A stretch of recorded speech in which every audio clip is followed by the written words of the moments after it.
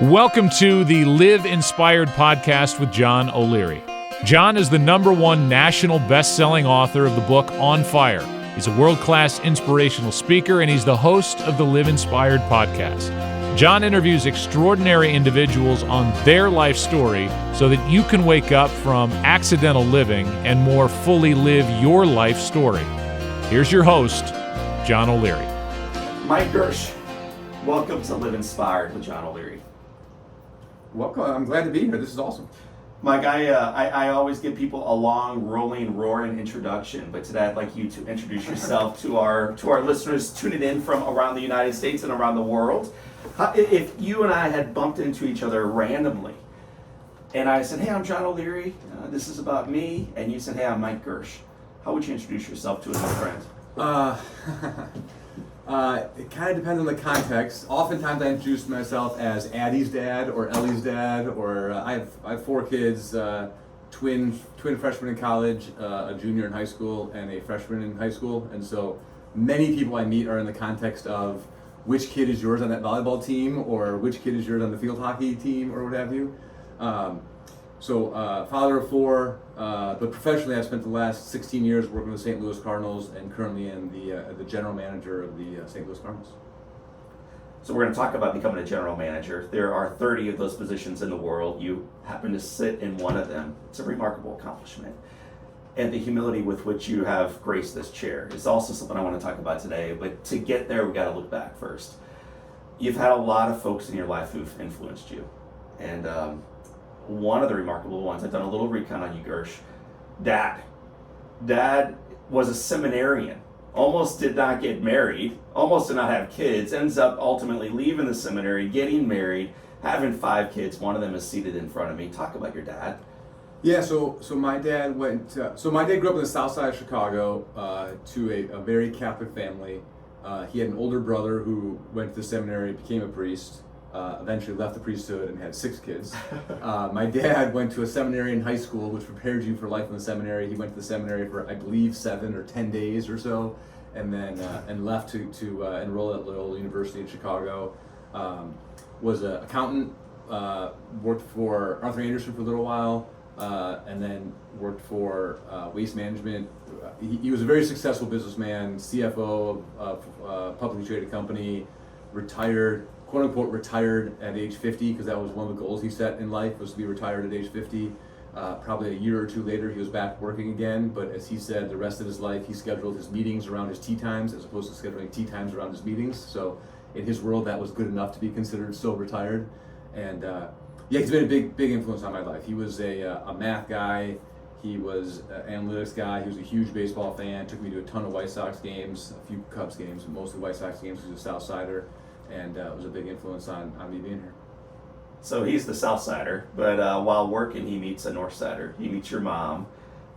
She's a Cubs fan. She's also your mother and the mother of 4 other kids. Talk about your mother. Mom was a North Sider. She was not actually a Cub fan because my mom couldn't have cared less about the Cubs or any sports team. Her dad, my papa, was a big Cubs fan, and so growing up, my mom raised 5 kids. I have an older brother, an older sister, a younger brother, and a younger sister. So I have every middle child complex apparently.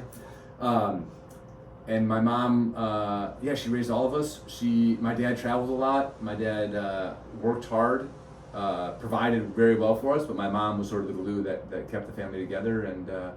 And my papa, her dad, was the reason that I was a Cub fan up until the day I accepted a job with the Cardinals. So I've heard about your papa. Mike, all of us are influenced by the generations who lead us forward in life, but it seems like your grandfather wasn't with you a long time, 8 years or so, but here you are raising 4 kids, general manager of the St. Louis Cardinals, and he continues to impact your life. What was it about Papa? Yeah, so there's sort of 2 parts to it. So one was he was very different than my dad, very different than me, in that he was a blue collar. He worked in the city of Chicago on like the streets and sanitations department or something. He built highways and built sewers and worked on backhoes and like did stuff, and fixed stuff. Like he came home dirty at the end of the day. And he retired about when I was born, give or take, or at least when I was very young. And so he would come to our house to fix everything around our house, like every toy that broke, every appliance that broke, and if he couldn't fix it, he'd sit there and watch the guy fixing it and ask questions and make sure they didn't screw my mom over because she didn't know what was going on or whatever. But he also came over to watch Cubs games because they played day games back then. It was all day baseball. So Right. my older brother was in school by then, so my older brother stayed a White Sox fan with my dad, and my younger brother and I watched Cubs games with Papa forever. And our job was, we were his helpers on projects, and our job was to go tell him to score the Cubs game and or go get him a beer and bring him back. And yeah, he was a big influence on me. He smoked. I remember him smoking pipes and cigars, and I love the smell of pipes and cigars because they remind me of my papa. But he smoked cigarettes for a long time before that, had throat cancer, and passed away when I was 8. It was the summer of 1984. The Cubs made the playoffs for the first time in 39 years, I think, that year, and he passed away sort of that in the middle of that season. He not only informed the way you show up and the work ethic I think that you still have to this day, but he left behind also a chain for you. Something you still keep, something you still wear. I have it on right now. I asked grandma when I was graduating high school. I think my mom wanted to buy me a class ring. I'm like, Mom, I'm never going to wear a ring. I'd rather have like a chain, like did Papa wear a chain? And my grandma said no. And then like 5 years later, my grandma moved out of their house into some assisted living sort of situation, and my mom found a chain that my papa used to wear. So I wear it every day. Why? I don't know. It reminds me of him. It's kind of a cool chain.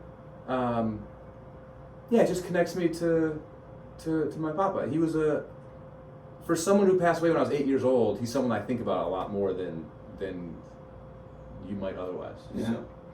Link Unlimited. Talk about You what did Link- do your research. Well, I had a little bit of help. I happen to know your wife a little bit, and Yeah. now I happen to know your brother. Yeah, your brother cheated. wants me to spend the entire conversation talking about Greg. I'm not going to. I'm not going to do it. He's also fun to talk about. But We'll save that for round 2. Link Unlimited. What is Link Unlimited? Link Unlimited is an organization in Chicago that connects sponsors, people who can afford to help inner city youth get into predominantly Catholic schools for high school in the city.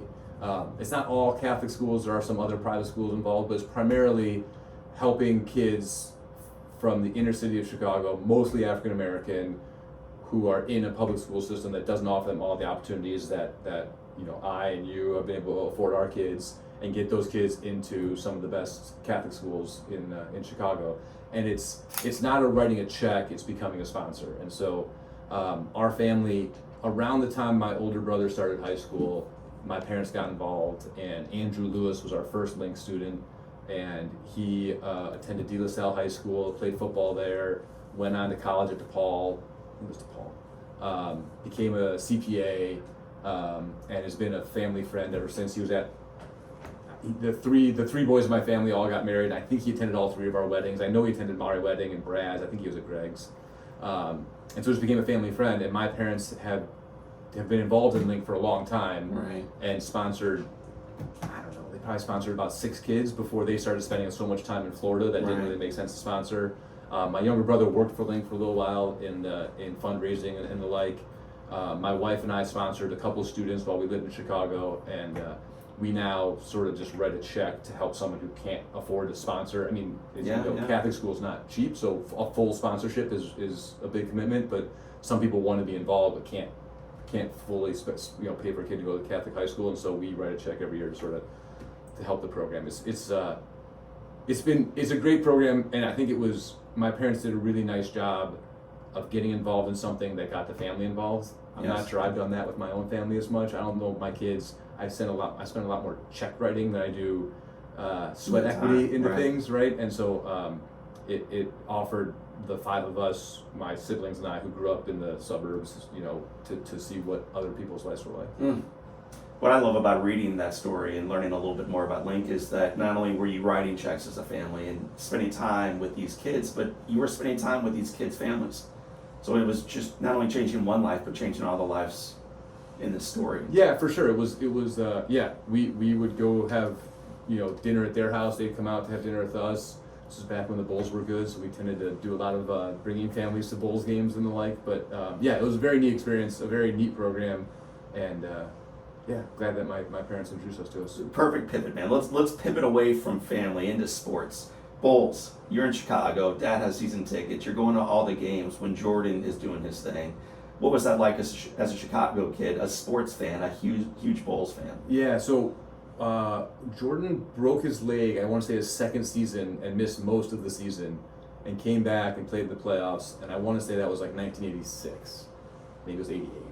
And for whatever reason, my dad thought this could be interesting, and he got eight season tickets in the third deck of the old Chicago Stadium, which was like a 1/3 the volume of a normal stadium now. It was tiny and loud, and because he had these 8 season tickets, I went to virtually every big Bulls game for Jordan's career, and with my family, and I also took my wife. Our first date was to a Bulls game. I once met Jerry Reinsdorf, because Reinsdorf owns the Bulls and the White Sox. I met him at a winter meetings, and I actually thanked him because I told him because of him I got the first date with my wife, and he was like, I have no idea what you're talking about. And I explained that when I was in high school, I had Bulls tickets, and I could get at least one date with almost anybody. Right. Like at least the first date, I had a pretty good hook, and yeah, it was amazing to be part of. It was amazing to see just how a city comes together in their hatred of the Detroit Pistons or of their love of Michael Jordan and the rest of the Bulls.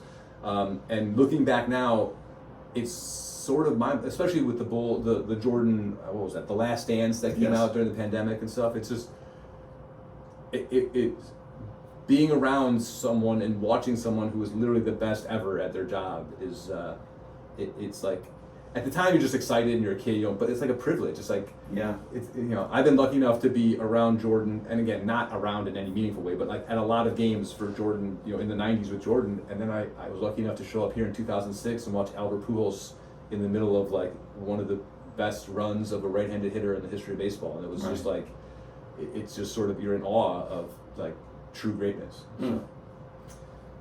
So when I'm in awe of true greatness, I'm a heart-led guy. I'm not very analytical. So one of our mutual friends, a guy named Dennis Steiner, and I went to grade school together, would trade baseball cards. And I would collect every single Cardinal. I'd happily trade a Bo Jackson rookie or a Carl Yastrzemski rookie for a reliever. We'd bring in the 7th inning, TJ Matthews. Give me the TJ Matthews Cardinal card. Your brother shared with me that you guys used to play some fantasy baseball, and he would collect all the Cubs and lose every year, and you would look actually at the analytics. Even as a kid, you would look at the analytics and play to win. Talk about being a fantasy baseball player and what you were looking for even back then, Mike.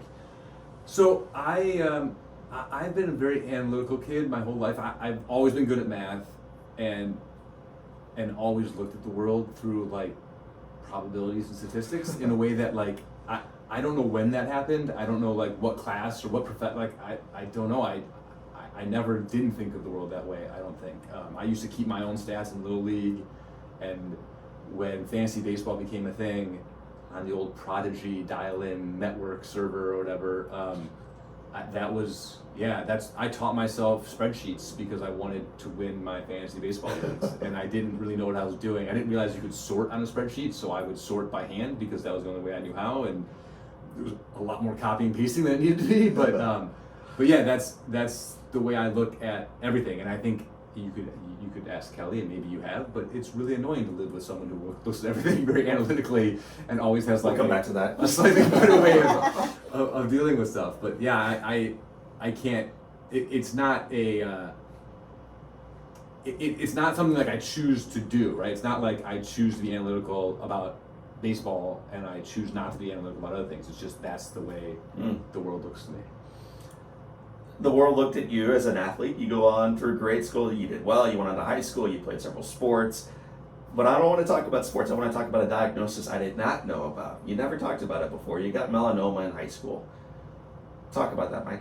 Yeah, so my senior year in high school, I had a mole in the middle of my back that I never saw. I couldn't tell you what it looked like or how big it was. It was kind of right between my shoulder blades. My mom took me to a dermatologist. I got it removed and they did some testing on it and it came back suspicious, so I went to an oncologist and had another test, another whatever slice of skin or whatever taken off. They did more testing and they told me I had skin cancer. So in the middle of senior year I had a surgery to remove a chunk of skin, like not just like the actual mole, but like kind of all the area below the mole and around the mole, and I don't know, maybe a half dozen or a dozen stitches to close it up or whatever. And that was kind of it. So like when you're told I guess I was 17 years old. When you're told you have cancer at 17, like it's a pretty big shock. But I never had chemotherapy. I never had radiation. Right. I never had. I had to have a second surgery only because the first one resulted in a mass of scar tissue that was actually more painful than the mole ever was, and so they went back in to remove that. But I never had anything in my lymph nodes. I never had another mole that caused any concern. Probably about 5 or 10 years ago, I saw an oncologist who said that there's now something referred to as like juvenile melanoma, something where it basically on a microscope it looks like melanoma, but it happens among kids and it's actually not melanoma. Like if he's like basically he told me, if my guess is if you had the same thing now, not knowing anything about your case, he'd never met me before, but he said based on what you're telling me, my guess is if you had that now, they probably wouldn't do surgery. They wouldn't tell you you had cancer. They would just make you come in a lot and make sure that nothing changed, because they now think that this thing is actually just a thing that kids get sometimes, and it's not indicative of anything. Yeah, but you got the diagnosis of cancer. Yeah. And what regardless of what it ended up being and how relatively easily it was removed, how did that shape your outlook on life? Because most of us at 17 know we're going to live forever. And so we act as if we're going to live forever. I think I was naive enough to be pretty sure I was going to live forever. So right, like I remember some hard conversations with my friends, telling them about this. I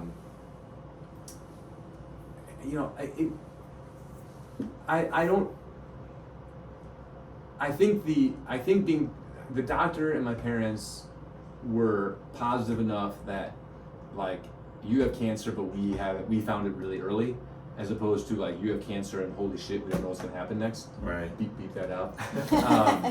So I don't recall I recall like hearing cancer and kind of blacking out, right? Like I don't really know what else was going on, but I don't recall being like the next day or the next week being terrified what this meant for the rest of my life, right? It was like, they're gonna do surgery and remove it, and then they'll tell me whether or not that's the end or whether there's more, right? And so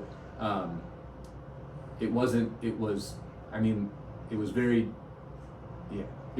a bad diagnosis, but not a long-term life-changing situation. In some regards, it led to a life-changing situation, because one of the visitors to Rush Hospital was a woman named Kelly, a classmate of yours. Yep. I think the story's already been told. You're going to end up marrying this girl. You're going to end up having 4 kids with this young lady. What was it about Kelly that you, besides her physical beauty, Kelly's beautiful, besides that, what was it that you fell in love with? Man. So we met freshman year in high school, in Latin class. We started dating senior year in high school, because I bribed her with Bulls tickets. I liked that she was, so Kelly was, she was a volleyball player, a very good volleyball player. She played volleyball in college. She was outgoing. She had a great smile. She laughed at my terrible jokes. She was athletic and into sports, not in the same way I was into sports, like in a totally different way. Like she liked competition. She was very competitive. Like when we would go miniature golfing or play pool or whatever, she was like definitely competitive, but not in the way like I'm into sports. She didn't know who the starting defensive tackles were for the '85 Bears, which I could tell you if you needed to know. No, we're good on that.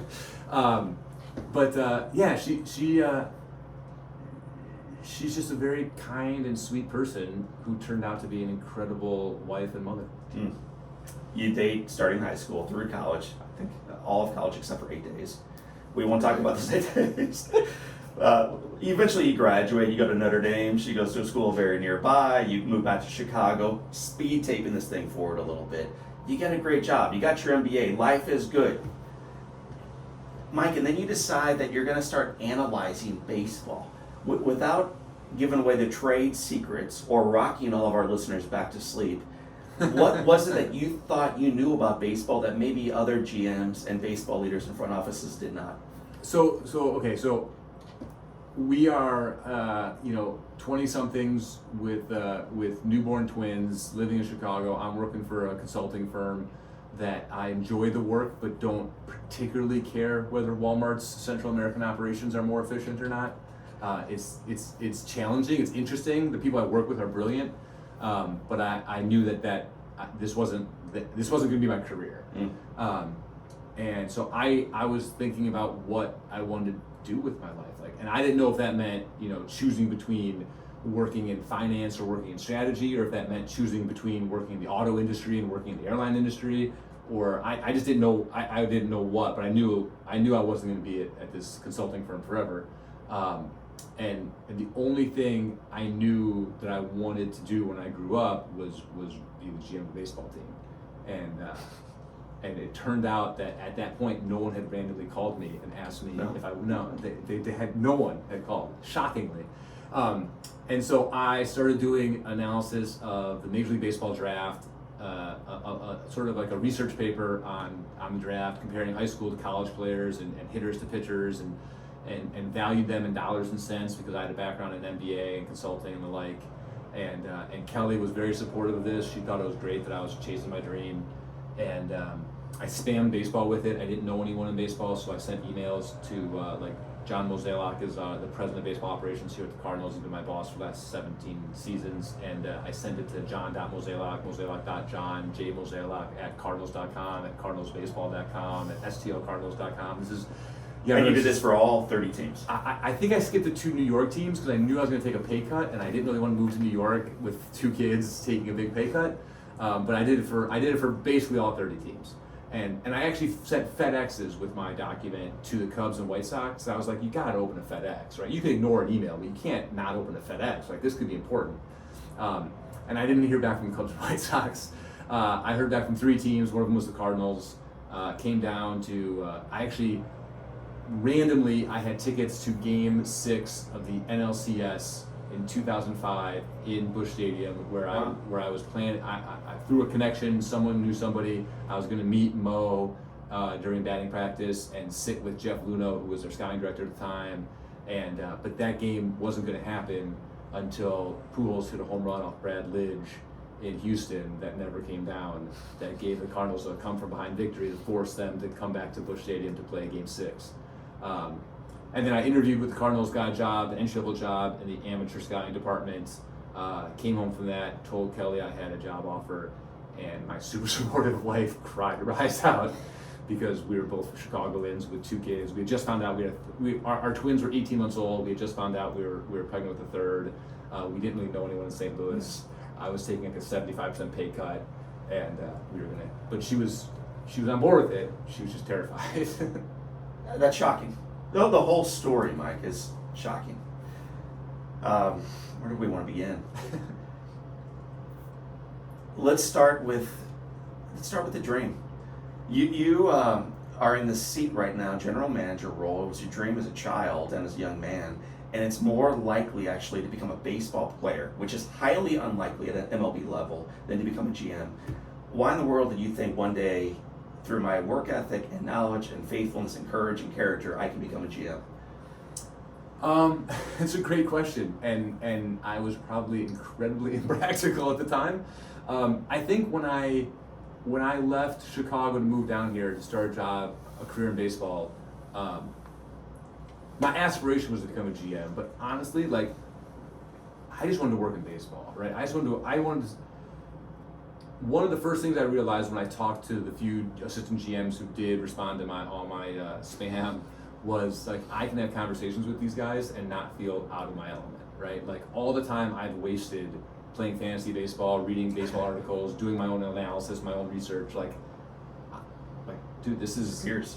It wasn't wasted. I actually have a base of knowledge that I can have a conversation with anybody in the baseball industry and not make a fool of myself. Now I might not be right, but I at least won't make a fool of myself. And the idea of doing the kind of analytics and the kind of work that I was for Walmart or PepsiCo or whatever, doing that for a team that that was competing was, and on a topic I cared about was that just sounded great. And if it had never worked out where I became the GM of a team, I still would have. I mean, I've loved every minute of this job, not just the minutes when I became GM, right? So the first 10 years were just as good and just as rewarding as the last 5 have been. So, and I do think that I happened to come along. I had a lot of luck and timing along the way, including Moneyball, the book, had come out a couple years before I started applying for jobs.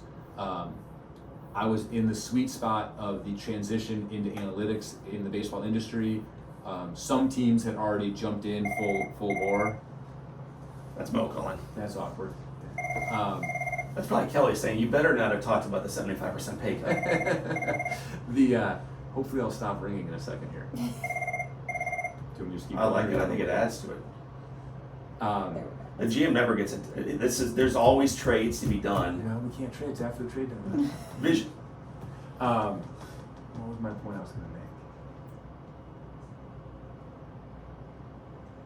You're talking about luck, partially. Oh yeah. So So I was very lucky in timing. Moneyball comes out. The A's and some other teams are very into analytics. A lot of teams are very against analytics and are like, just to prove a point, we're going to like make sure we don't do analytics. But teams like the Cardinals, and because of Mr. DeWitt and his hiring of Jeff Luhnow, were like in the process. They were sort of, when I was trying to sell myself to teams, I was trying to sell myself to the Oakland A's as, I know you believe that this stuff helps, I can help you do it. I was trying to sell myself to other teams as, you might not believe this stuff helps, but look what I could do if you gave me a chance to help. And there were actually teams who were receptive to that idea, right? And so I was, if I had tried to do this 5 years before, I think nobody would have given me the time of day, except maybe if I got lucky with the A's or something. If I tried doing it 5 years later, I would have been competing with a million other kids trying to get the same job with and like, let me tell you, it is really hard now. Like the resumes that we get are really impressive. I was at the right time, right place, right time, where I was a candidate for a type of role that the industry was just starting to look for and be open to. 75% pay cut. What were you doing when you first hired on with the Cardinals? So my first job with the Cardinals was an entry-level job in amateur scouting. So our amateur scouting department is about 20 scouts who are out scouting high school, junior college, and college players who are eligible for the draft each year. Basically, none of them live in St. Louis. They're all out. There's a couple in Southern California, there's a couple in Texas, a couple in Florida, and then they're spread out around the rest of the country where you would think baseball is being played. My job at the time, the best description of my job was that I was an iPhone before iPhones existed. So people called me to make flight reservations, to rent them a car, to check the weather, to tell them directions to the high school that they can't find, to ask, this kid I just got here and this kid's got mono, are there any other games nearby that I should drive to because I'm in town and what should I do? And I process expense reports, all that sort of stuff. That was the job that I got. I did that, and then on nights and weekends, I did the analytical work, the evaluation work, the sort of stuff that I wanted to do. Right. That didn't really have a home yet in our front office, but that was sort of that was what I was actually responsible for. Was that stuff. So I'm hearing what you did, and in politics they talk about a path to victory, and you needed certain states and delegates to show up. When I hear what you did and the amount of seats between you and the seat you currently have, I don't see a path to victory. I don't see how you go from being the iPhone so John Jay knows he can get picked up at the airport. Right. I literally picked John Jay up there. I know, man. I mean, he called you an intern. Yeah. You were interning around with your MBA and 3 little kids at home and a wife who is lonely. Yeah. And struggling with 3 babies and not the same income you're used to and everything else in a new city. What kept you going? And you plural, because Kelly's part of this, so we'll keep them both going. So, one thing, again, being in the right place at the right time, we moved here in 2006, and the St. Louis Cardinals won the World Series in October of 2006. Do you take credit for that? I take no credit whatsoever. My ability to process expense reports better than the guy before me did not affect our on-field performance that year.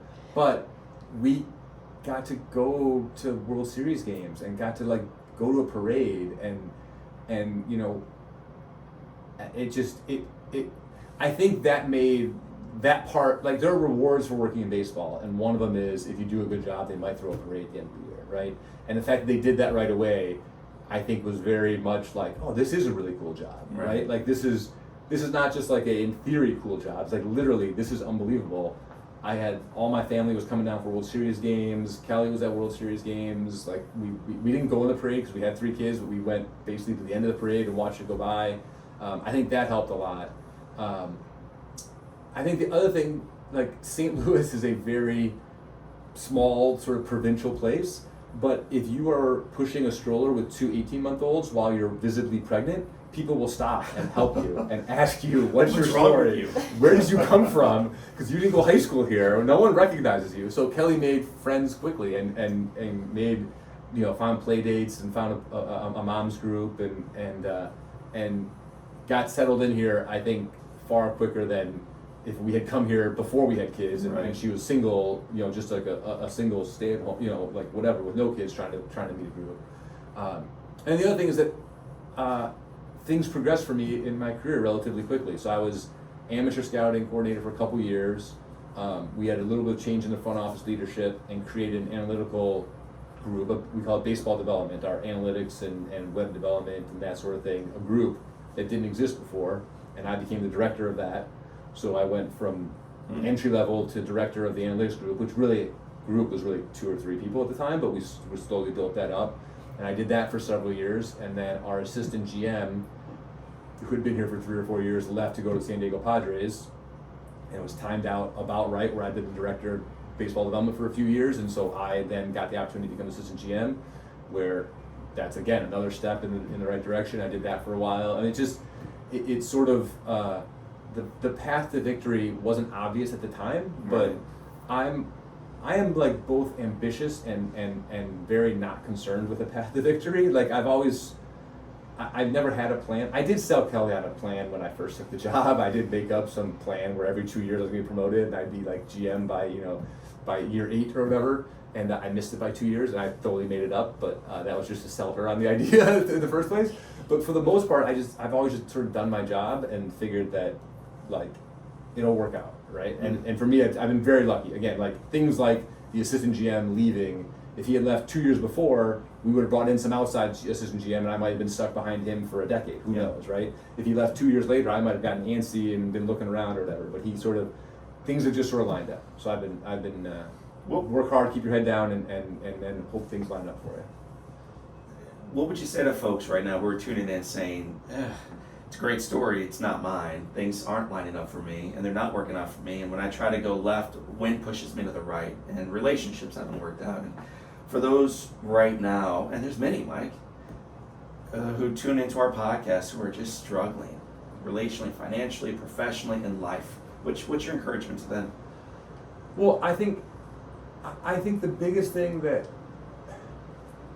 decision I made in my life was to actually apply and try to get a job in baseball, right? Like, again, I always wanted to do this. There was nothing different about me after I wrote that baseball or the research paper than there was before, but I had no one talking to me before, and after I did some work, I had opportunities. I had at least conversations, right? And whether they were going to work out, who knew?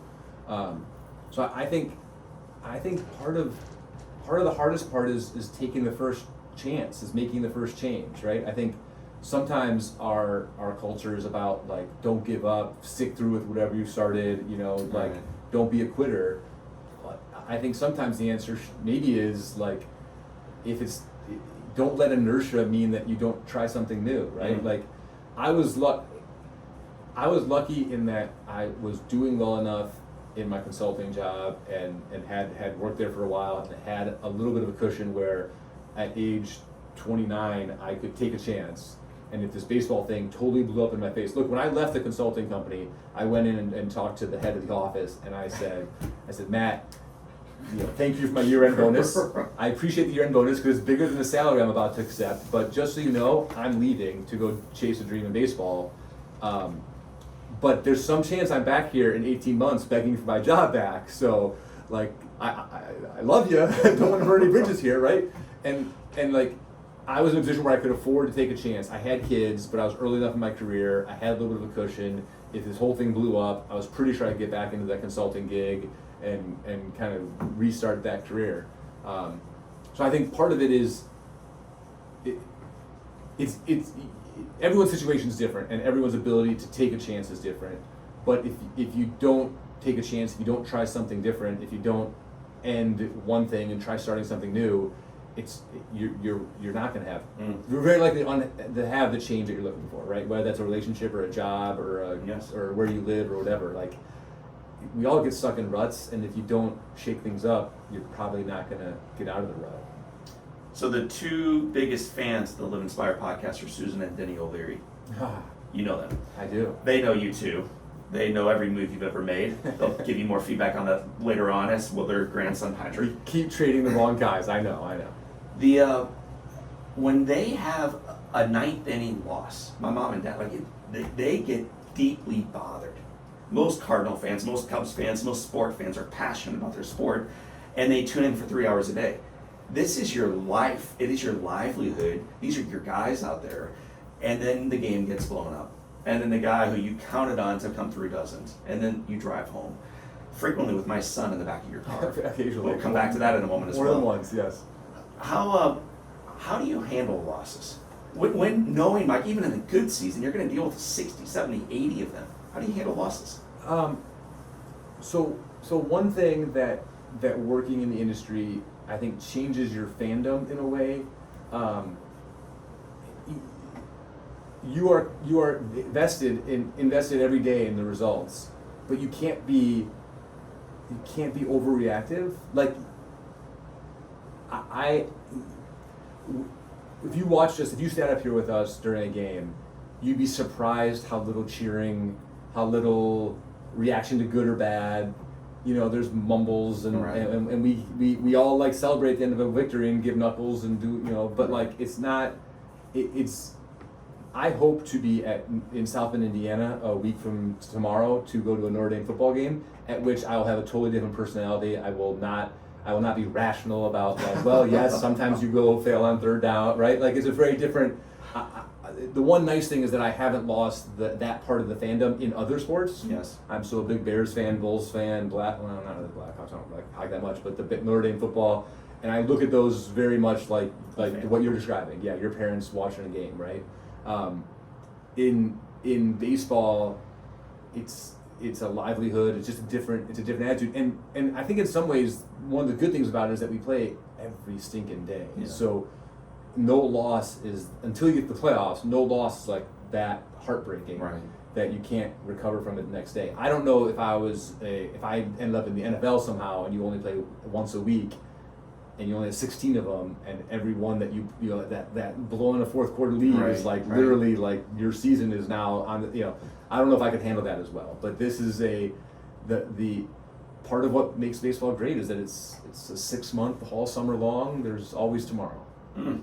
Oh, hey, to write that one down in your Live Inspired journals. There is always tomorrow. That's a gift. And with that gift comes the opportunity of hearing from others. You are an idiot, Girsch. Follow Twitter. Mo's an idiot. The response for talk shows, nickel reviewers, Twitter, social media, it's negative to anybody in the public sphere. But when you're a fan of a sport or a follower of that team, if for some reason we think it gives us license to personally critique those who are responsible for guiding our team forward. How do you, Mo, Ali, the other leaders for the Cardinals, respond to, in particular, as continual winners, that constant critic that comes in from the outside? So I think there's a couple things. One is, like I said, when I'm in South Bend, Indiana, and they call a blitz when I think they shouldn't have, I will, you know, I will critique them in my own way, right? Not on Twitter, but to my son sitting next to me, I'll be like, "Can you believe this?" So part of it is like I get it, right? Like I was, you know, I grew up listening to sports radio and occasionally calling into sports radio as a kid. Like I get it. So that's one thing. Part of it is, you know, we do in various forms interact with fans, whether it's season ticket holder events or, you know, going on the radio or whatever. And I have never had someone to my face say anything nearly as negative as what's said on Twitter, right? And so you know that it's not Twitter's not real. Like it's not, you know, even the most harsh critic or the meanest people or whatever. Like if they see you as a human being, as a person, they don't treat you that way, right? So like, it's somewhat. It makes it easier to just be like, okay, that's fine. Yeah. A, I don't have to read Twitter. I don't have to read the comments of the Post-Dispatch. I don't have to read any of this stuff. And B, when I interact with people, almost none of them, except for your son sometimes, almost none of them critique our moves. So, I mean, like, people have comments, but no one's mean-spirited about it. Everyone wants the same thing. I mean, like, everyone in the front office and everyone in the St. Louis region wants the Cardinals to win World Series. Like, we're all like 100% aligned on what the goal is, right? It's just the difference depending on how to get there. But the critiquing and the like, it's I do like to know what fans are talking about or what the fans are. I mean, I think we're not the only people who have good ideas, right? Like there are outside sources that have good ideas on whatever, how to solve a problem, how to talk to a player, how to use players differently, whatever the case may be. So I don't want to like close off myself to outside information, but there's a difference between reading well thought out articles and researched, blog posts and the like, and reading, a guy on Twitter who's got 144 characters to say, you guys are all idiots. And often those guys say that in the second inning, and then in the seventh inning they come back and right. It just depends how the game goes. So, does it bother you that for a decade we haven't had a losing season, and that's very seldom celebrated? That for the last 20 plus years we just win, and it's not as if Cincinnati doesn't win, although people could argue maybe they don't. Most of these owners and most of the front offices and most of the teams on the field actually want to win every game, not just the Cardinals. And we're not the only team entitled to victory.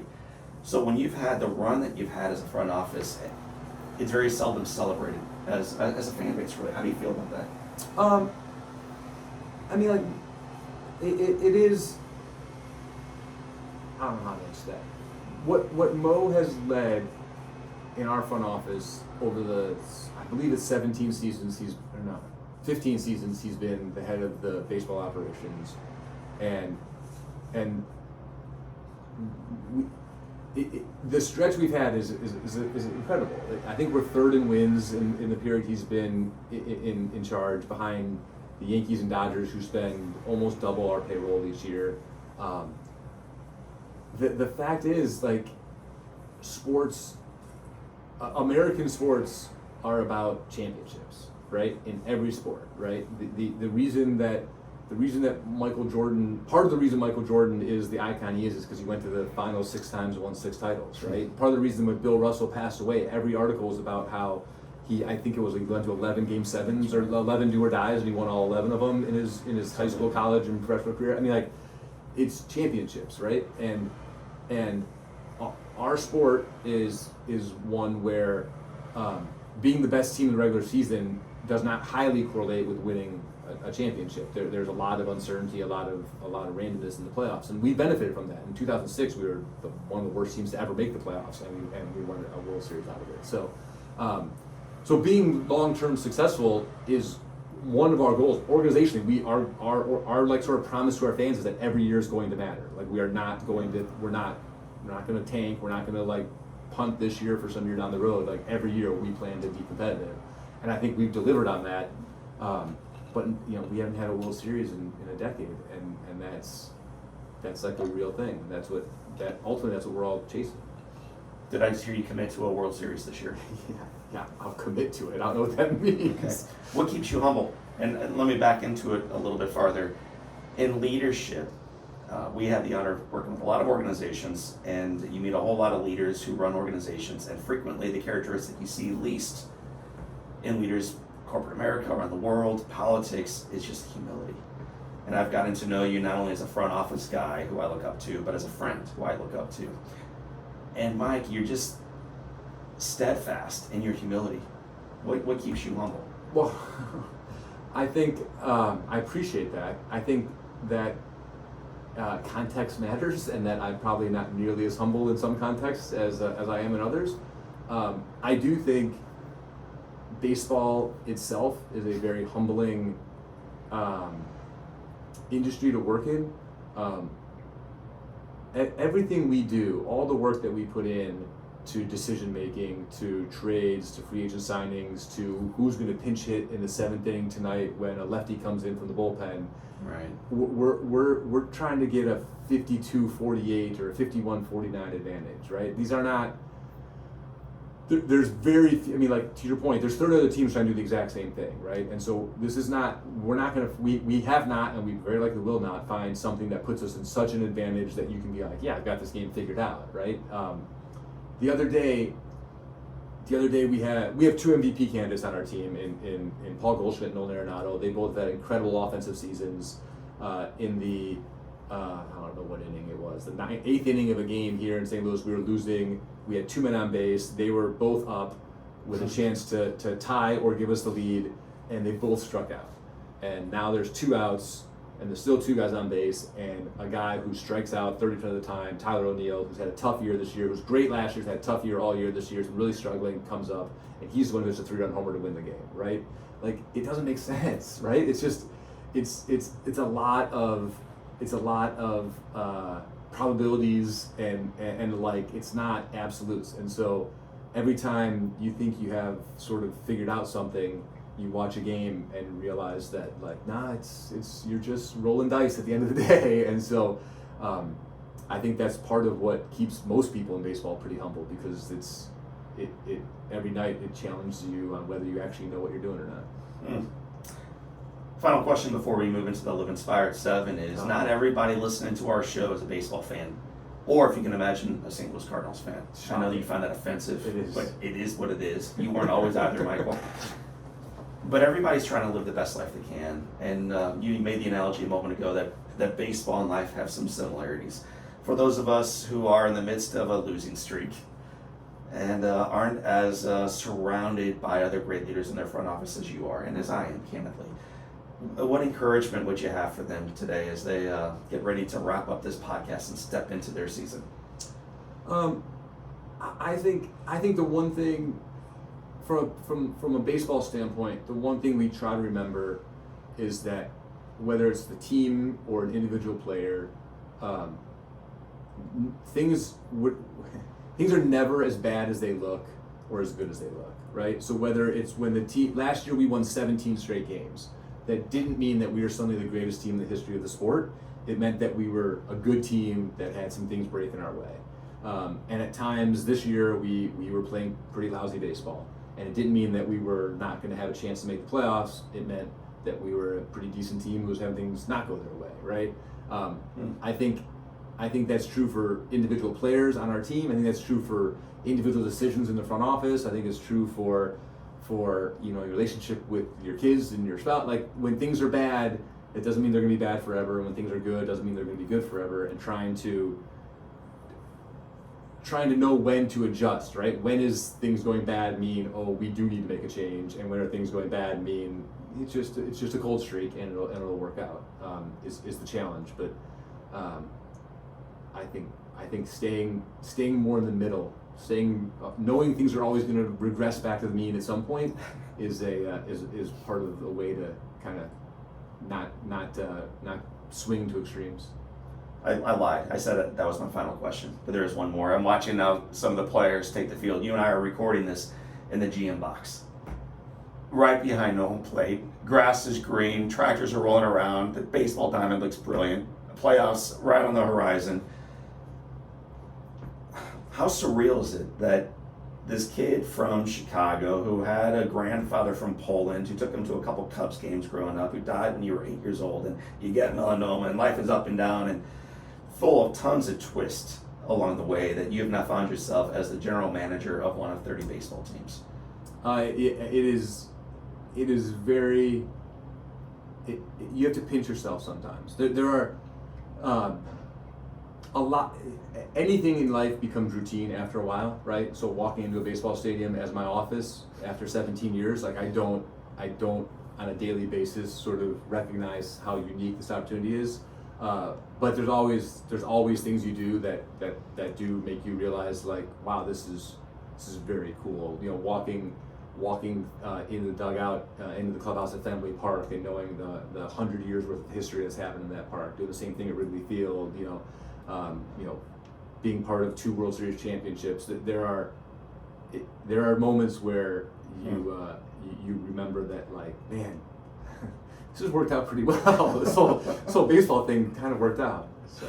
It has indeed. Well, Mike Girsch, my friend, I think you also know we have 7 questions that tether all of our guests together. Yeah, I should have prepped for this more. From former managers of the St. Louis Cardinals, my friend Mike Matheny, to baseball players, to Hall of Famers, and now my friend Mike Girsch. So, Mike, the very first question is, what's been the most influential book or best book you've ever read?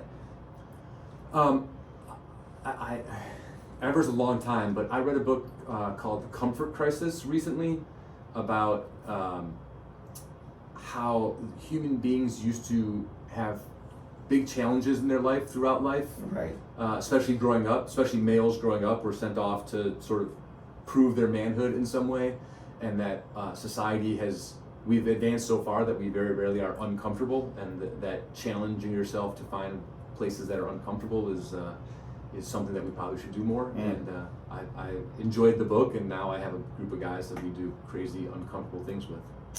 So I read that book too, and had him on our podcast about 12 episodes ago. Okay.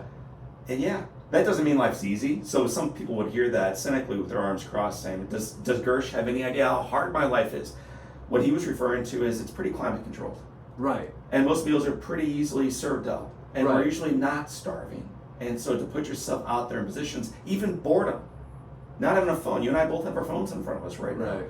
Step away from all that is a wonderful way to, when you return, to recognize how blessed you are. Right. It's not that life is easy, it's that the creature comforts of life come Right. awfully easy to us, right? And that's something that we get spoiled by.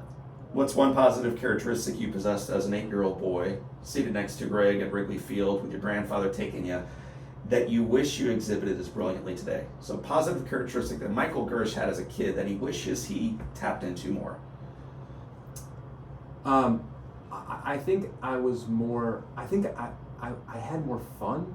I think I was more apt to enjoy things in a way that, as a middle-aged man, I find reasons to not do silly things. Like they're watching you with kids, and your kids in particular. Like you're a little kid at heart, and still are. And I think that sort of little kid, like, let's do something silly and be silly. I've aged out of it in a way that I'm not exactly proud of or happy with, but every now and then I sneak it back.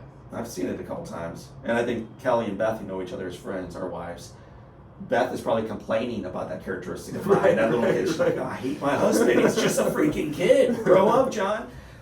If your home caught fire, Kelly and your 4 kids and your dog are all out safe. 2 dogs. 2, that's right, both of them. Yeah. Both of them are out safe, and you have an opportunity to run in and grab one item. What's the one thing you come back outside with? So I knew this was one of the questions, and I actually thought about this one, and I am not a sentimental person. I am not. Look, I have 2 World Series rings. I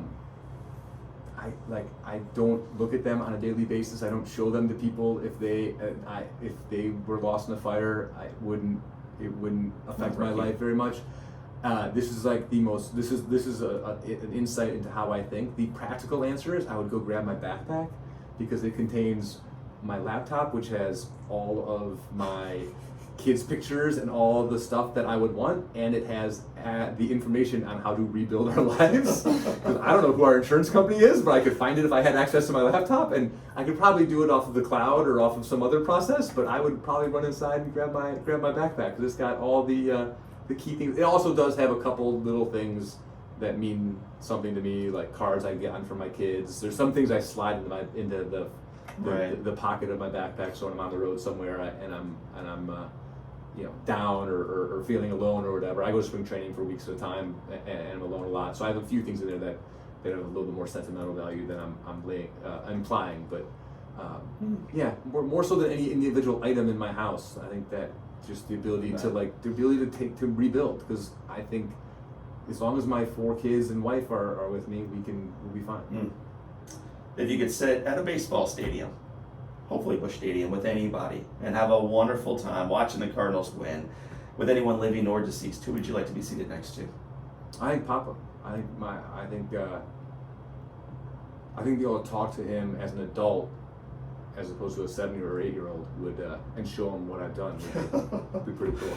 That's so cool. Girsch, by the way, for those of you not watching but you're listening, finally got emotional. So finally we proved he's not a robot, he's not a spreadsheet, he's a human freaking being. And talking about Papa at Busch Stadium, watching his former Cubs cheering grandson, now Cardinals general manager, would be a really cool conversation. That'd be very cool. That's Yeah, very cool. I would have to convince him to put a Cardinal hat on, which might be a challenge. What's the best advice, Graham, your papa, your parents, Kelly, or anybody else ever gave you?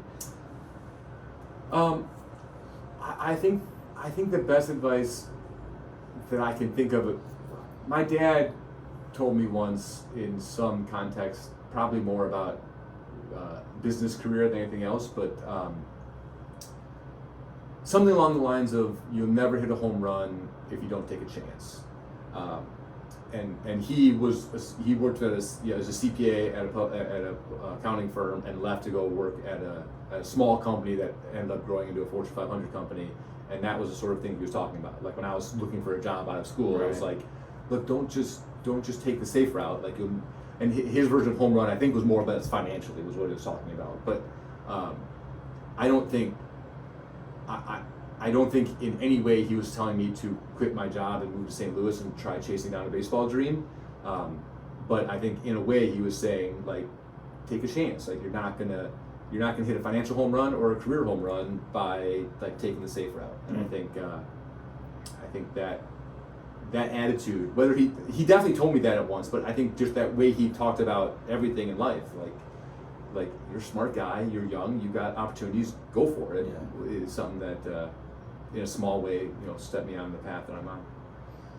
If you could whisper a little bit of encouragement and wisdom into your ear at age 20, so going back a few decades, what would you say to yourself at age 20? If I had to do it over again, I'd tell him, like, get into baseball sooner. Like, there's two twin 18-month-olds and a pregnant wife is not the time to explain to her that now is when I want to chase this dream. I think partially that's absolutely true. But I think part of what has made me successful in my baseball career is that I worked in other industries. I worked for consulting firms. I worked in places where I got tons of training. That baseball teams are. I know we're on TV. I know we seem like big business, but like we're sort of small businesses at the end of the day, and we don't have a robust training system. We don't have work planning seminars and PowerPoint seminars and going through all that training along the way, I think put me in a position where when I got here, I was ready to roll. So, I think 20-year-old me, I wish. So I went to Notre Dame. I spent 4 years on campus. I never once saw a college baseball game.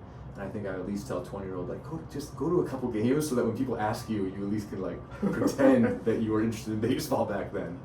But I was, but just not in college baseball. So. Michael Girsch, it has been said that all great people can have their lives summed up in one sentence. You knew it was coming. How do you want your one sentence to read? I'd like my sentence to start with something about being a good father and husband, and someone who followed his passion to I don't know. I don't know that I make a difference in the world, but I make a difference in a small part of the happiness of the St. Louis region. So followed my passion to help the Cardinals continue to be a successful organization. Michael Girsch, you are a great husband and an awesome father and a dear friend and a humble guy and a great general manager. I'm lucky and blessed to look up to you, to hug you, to go to church with you, to raise our kids together, and to call you my friend. It's been a pleasure, O'Leary. My friends, that is Michael Girsch. He's the general manager of the winning St. Louis Cardinals. My name is John O'Leary, and today is our day. Let's live inspired.